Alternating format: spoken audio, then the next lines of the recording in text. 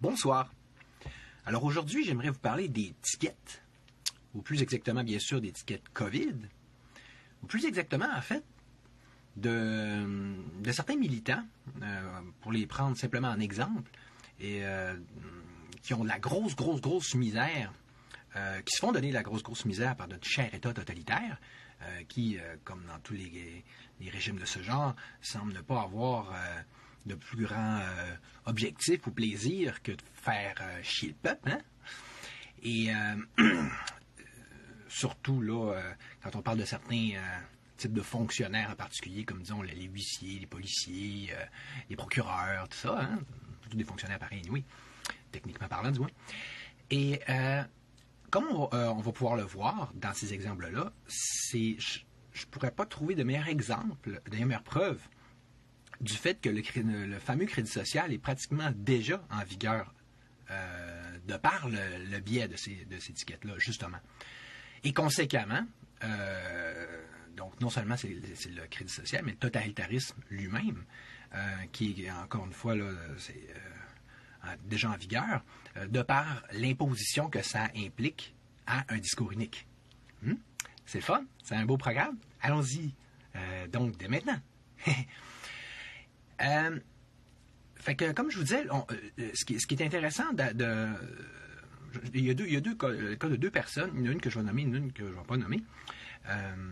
Fait que le premier, c'est Vérité Yehoshua. Le deuxième, ben, je vous dirai ni son nom, ni son genre, tu sais, genre, là. Donc, pas dépendant si c'est un homme ou une femme ou autre chose, là. Ben, mais c'est ça. Fait que donc dans ces deux cas-là, ce qui est intéressant, c'est qu'on parle justement pas donc de François Maléga, de Pascal Zourlou, donc qui sont habituellement un peu plus sur les projecteurs quand il est question de ce genre de choses-là. Normal, c'est les autres qui ont le plus d'étiquettes, mais vu qu'ils ont justement plus de notoriété, my guess, là, tu sais, là, ma petite théorie à deux scènes, c'est que l'État va se garder peut-être comme dessert, ironiquement, même si s'il y avait une logique dans tout ça, c'est eux autres qui passeraient dans le tordeur en premier. Tu sais, ils ne veulent probablement pas en faire des martyrs, etc. Avec raison, d'ailleurs. Salut, Julie. Salut, Oli. Fait que, sans plus attendre, je vais juste vous lire ces deux témoignages-là, OK? Je vous ai fait un best-of de ce qu'ils m'ont dit en privé. J'avais au départ pensé interroger en live Yehoshua, mais là, il est fatigué, ça ne donne pas, c'est un peu compliqué. Fait qu'on va y aller comme ça. Puis, de toute façon, vous allez voir, j'ai assez de matériel anyway. Donc, comme je vous disais, je vais juste lire. Le huissier est arrivé chez moi et m'a menacé de défoncer ma porte avec la police. J'ai deux choix, payer 14 000 $ ou 20 000 $. Pourquoi est-ce que... Tant qu'à ça prend 14 000 $, je ne comprends pas pourquoi est-ce que... Avec la maison qui rend fou, on n'est pas à une absurdité près, là. C'est quoi l'idée de donner deux choix, là? C'est pas le choix que je mets en question, c'est plus l'État. Elle veut saisir mes meubles et ma voiture. Plus de voiture, je perds mon travail. Voyez-vous, hein, le carcan, tu sais, comme dans Robin des Bois, là, tu sais, là, le shérif de Nottingham, là, tu sais, qui s'en prend aux pauvres, là, salut Jean-Charles, aux ceux qui sont un peu plus faibles et ceux qui sont un peu plus, tu sais, je veux dire, faibles dans le sens, je veux dire, en termes de notoriété ou de moyens techniques ou juridiques, tout ça. Tu sais, là, c'est comme des prédateurs, hein, ils vont se prendre à ceux qui sont en arrière du troupeau, là. Bon, je passe à l'autre exemple, une personne que vous connaissez, que vous aimez beaucoup, mais elle ne m'a pas donné la permission, la personne, de dire son nom, fait que je ne la désignerai pas.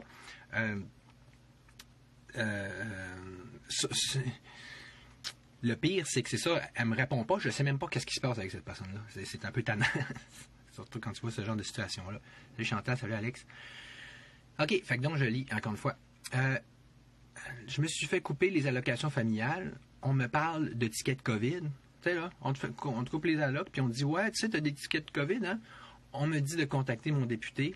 Or, mon député, quand il a imposé le masque, je l'ai traité de psychopathe. Et ça lui dit, donc j'ai pas hâte qu'il ait mon dossier entre les mains. Tu sais, là, vous voyez la situation, hein? C'était ça, hein, sous Louis XIV aussi, hein, l'absolutisme, là.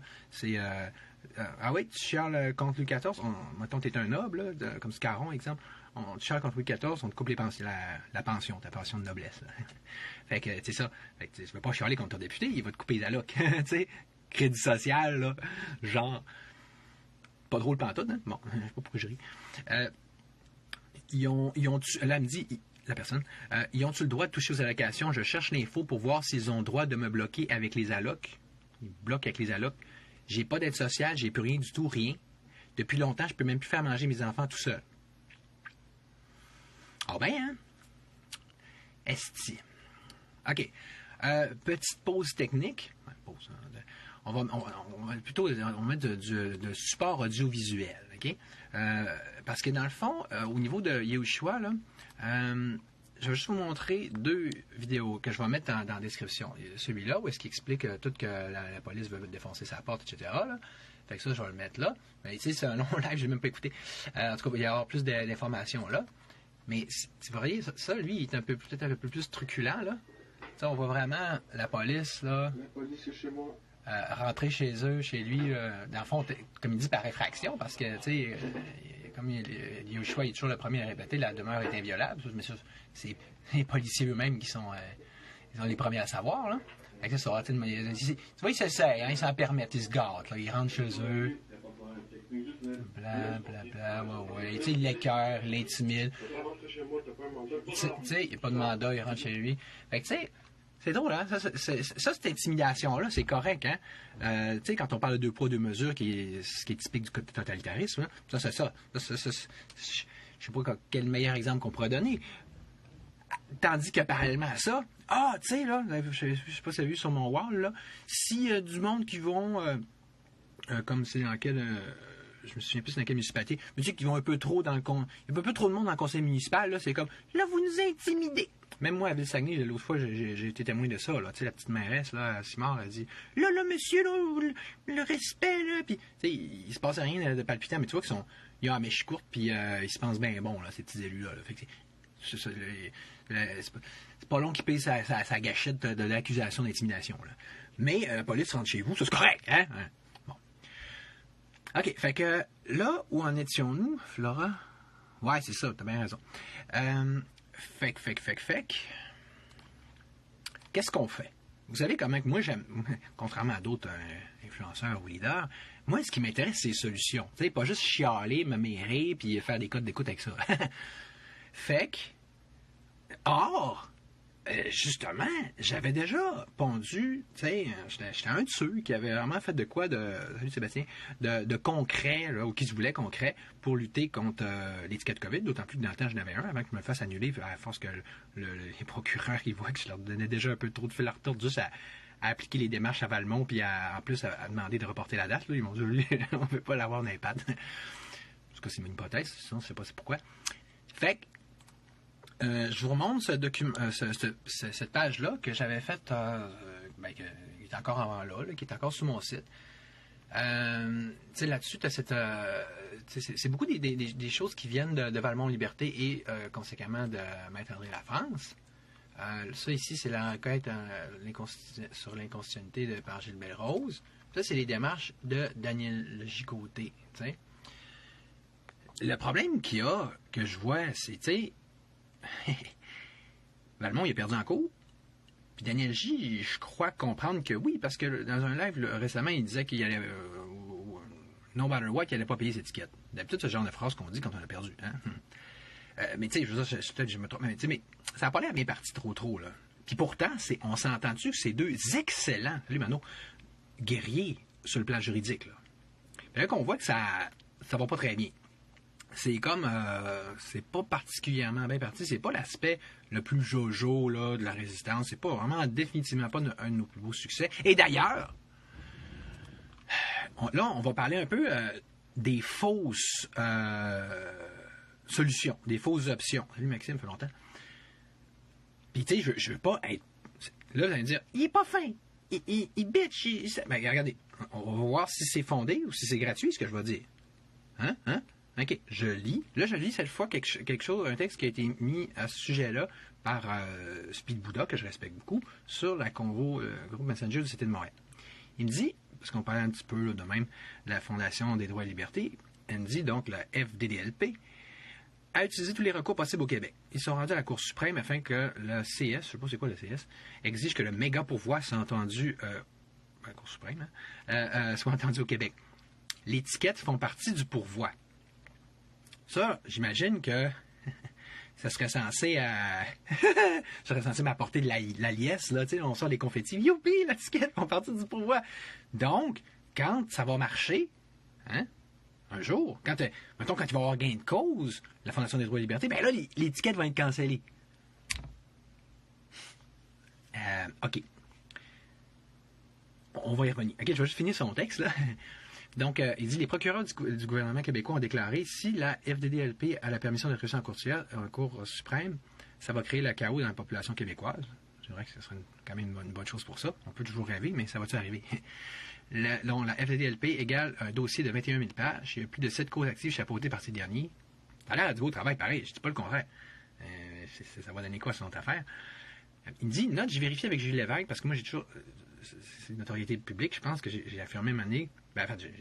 dans un vieux live, j'avais dit que Gilles Lévesque avait avoué que la Fondation avait elle-même avoué qu'il savait que ça ne donnerait rien. Puis il me dit, elle n'a jamais dit que les démarches entreprises par la FDDLP ne donneraient rien.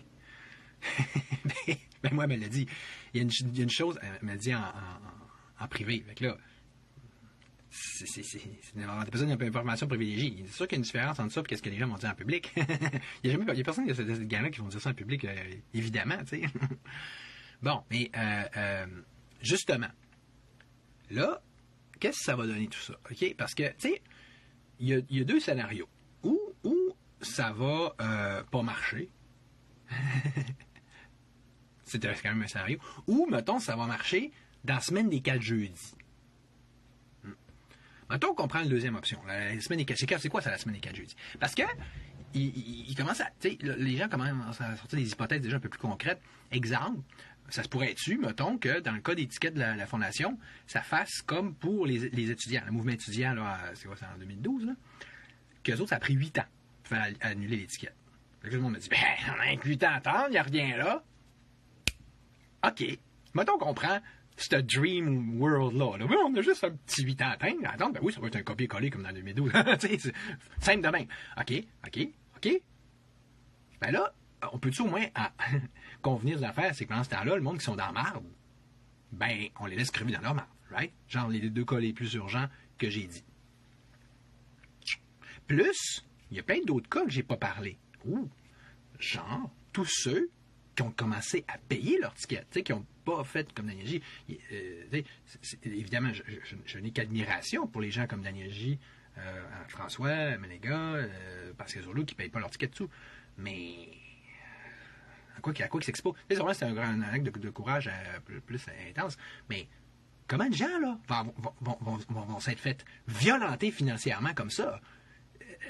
C'est comme, après s'être fait une partie de la population qui s'est fait injecter une cochonnerie dans le sang, là c'est comme si on retire du sang là, des autres. On te retire ton argent, c'est comme si on te retire ton énergie vitale, toute la bouffe que tu pourrais t'acheter, etc. On les draine, on les saigne à blanc. Hey, c'est un beau cadeau à faire à la résistance, hein, ben oui. Puis c'est une belle façon de nous récompenser pour tous nos efforts. Hein. Fait que, puis peut-être un jour, ça va marcher. En attendant, il va y avoir plein qui vont payer leur ticket ou qui vont avoir eu des conséquences bien plus graves en raison de ce que j'ai, de mécanique de crédit social et de totalitarisme que j'ai mentionné tantôt. Bon, sauf que là, encore, faut-il assumer que ça va juste prendre 8 ans? Parce que, avez-vous compris, vous pensez un peu qu'il y a des petites différences là, entre le mouvement étudiant de 2012 puis le mouvement COVID? Pensez-y, là, 21 000 pages. Puis je suis sûr que c'est très bien monté, là.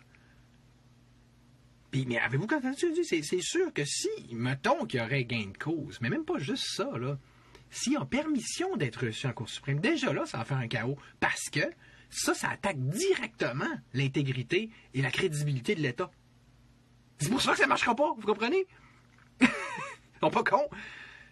C'est pas pareil, là, de juste dire à des étudiants, bon, on va vous donner une coupe de peanuts pour vous laisser tranquille, versus, on va laisser la crédibilité de l'État se faire entacher de façon durable et, en fait, pratiquement définitive et centrale et fondamentale.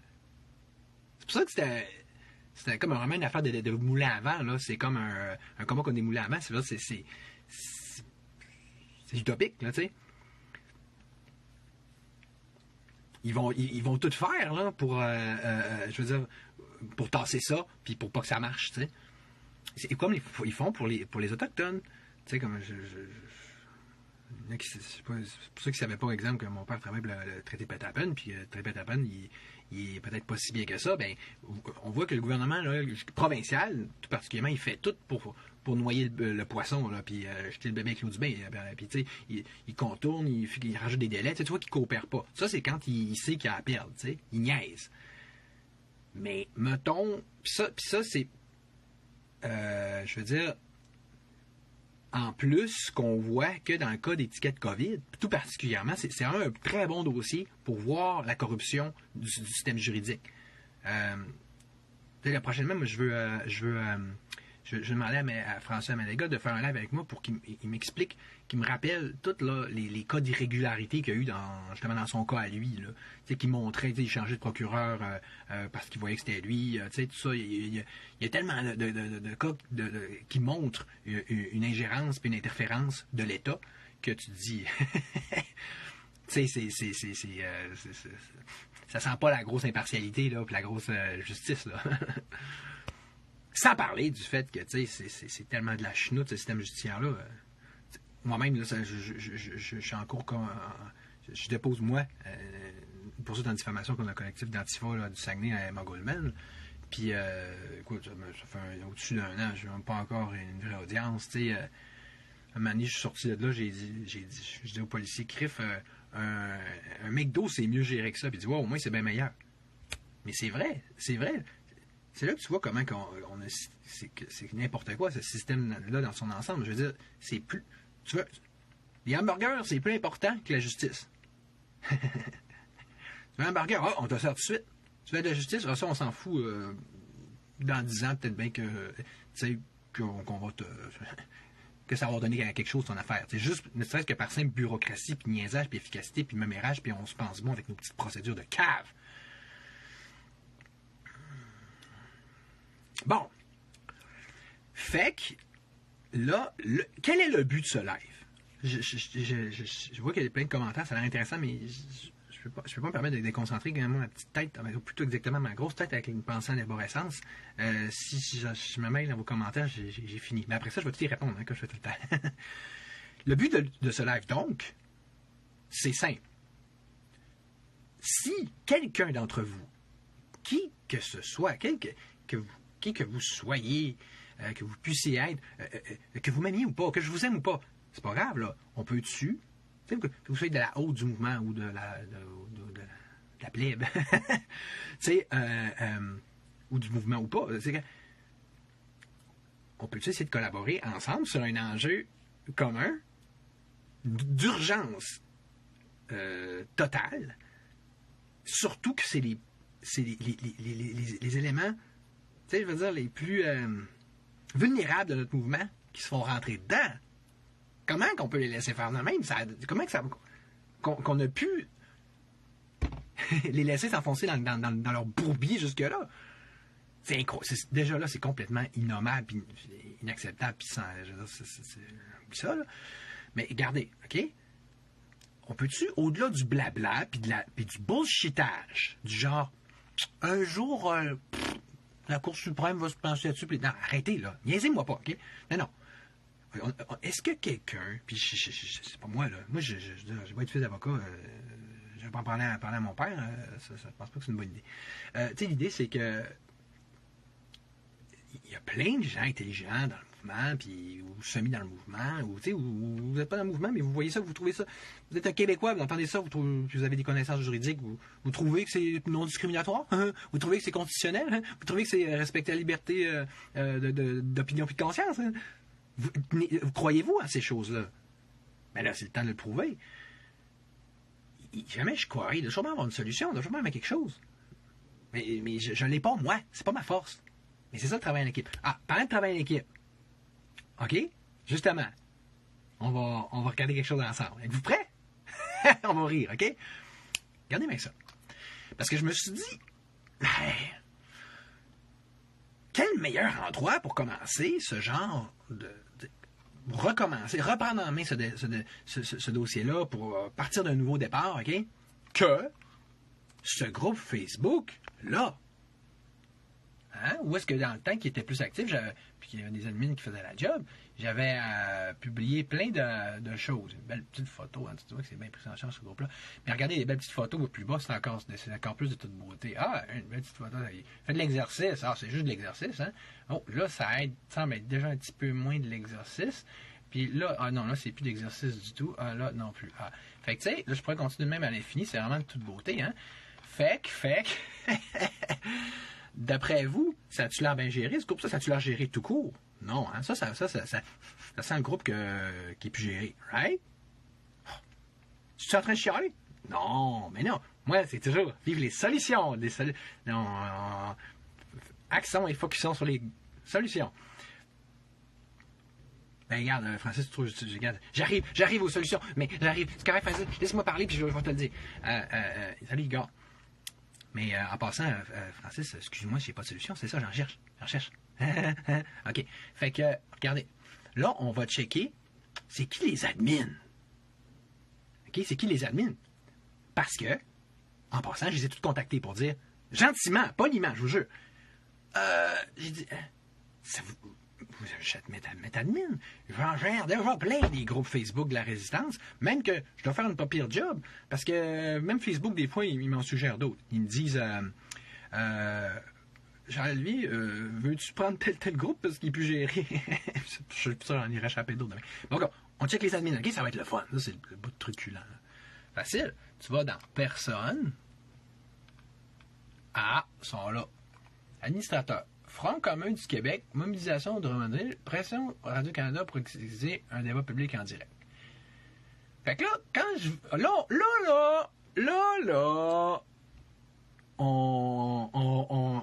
monsieur qui était fâché sur les solutions, Francis, les solutions, viens de sa presse. Moi aussi, ça presse. Mais on va voir le genre d'obstacle que la résistance, tu sais, la bonne résistance qui fait la job, elle peut mettre sur le chemin de quelqu'un qui essaie de trouver justement des solutions. Qui essaye au moins de faire mettre un pas en avant de l'autre, tu sais, là, à un moment donné, là. Fait que, de un, eux autres, ils m'ont pas répondu. Eux autres, ils m'ont répondu quelque chose du genre, Charles-Olivier, on t'aime pas. T'es pas gentil, fait qu'on va pas collaborer avec toi. Donc, conséquemment, on aime... Ce qu'il me dit, c'est qu'il aime mieux laisser crever le monde en se disant « crève mon sale », parce que j'aime mieux que tu crèves que de collaborer avec Charles-Olivier. À ces cas-là qu'on voit que c'est une très grande priorité pour eux, hein, d'assister le mouvement. Ils ne sont pas dans leur ego du tout. Hein. C'est vraiment pas les petites préférences personnelles de lui. C'est mon ami, c'est pas ça qui est le plus important. Non, c'est vraiment la cause. Puis la solidarité entre notre résistants. Hein? Ouais, hein? Bon, maintenant, c'est sûr que c'est moi le problème là-dedans. Hein? Ben oui, c'est toujours moi le problème. Puis là, on va regarder. Hein? Ben, si Francis, regarde, écoute. Si tu comprends pas, écoute. OK? Écoute. On écoute. Bon, là, ça, c'est le cas le plus intéressant. Parce que là, ça, c'est essentiellement géré par 3 personnes.